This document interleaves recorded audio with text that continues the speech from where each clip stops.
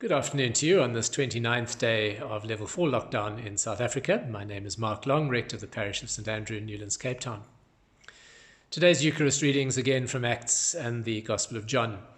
We've eventually reached the final chapter, chapter 21, and we're presented with the story, the encounter, and remembering that this Eastertide period has been all about encounter with the risen Christ.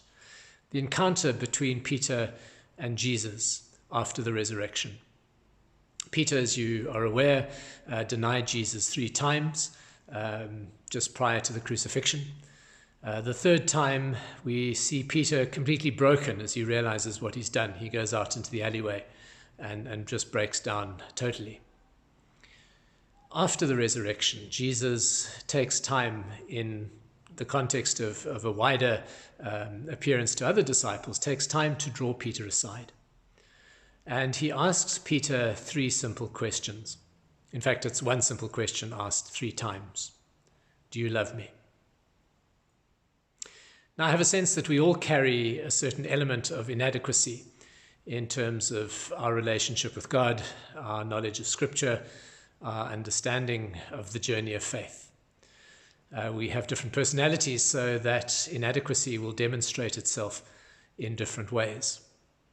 But Peter, in this context, is deeply aware of his inadequacy, his inability to profess knowledge of Jesus, friendship of Jesus, at a critical moment.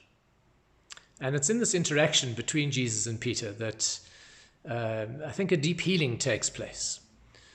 Jesus says, "Do you love me?" And Peter says, "I love you." Jesus says, "Do you love me?" And Peter says, "I love you." Jesus says, "Do you love me?" And Peter says, "You know I love you." Jesus takes Peter to that point of anger. And it required that anger for Peter to know that he was loved and that he loved Jesus. Jesus knew it all along. Jesus didn't need to ask the question for himself. Jesus was asking that question because Peter needed to come to that realization and recognition.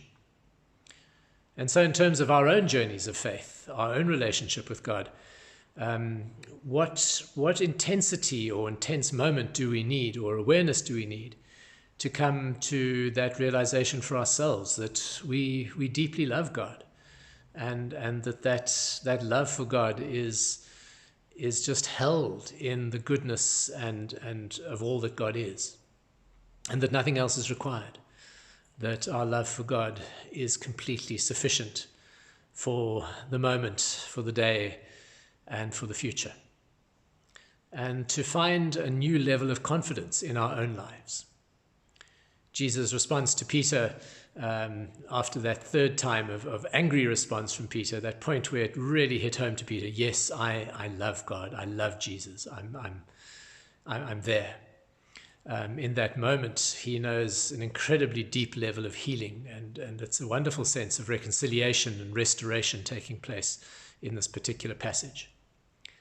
But having been through all of that, Jesus' words to Peter are, "Follow me."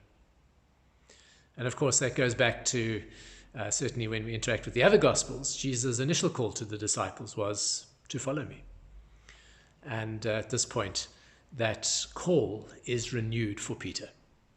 And as we've explored through the book of Acts over this last number of weeks of Eastertide, we've seen something of the nature of the impact of that on Peter's life, the strong leadership, confident leadership he's able to give to the early church, to that early group of people who acknowledged Jesus as the Messiah and became known in that time as people of the way.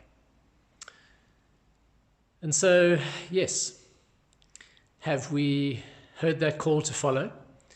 Have we reached that point of knowing that we love God fully and deeply, and that is in response to all that God is?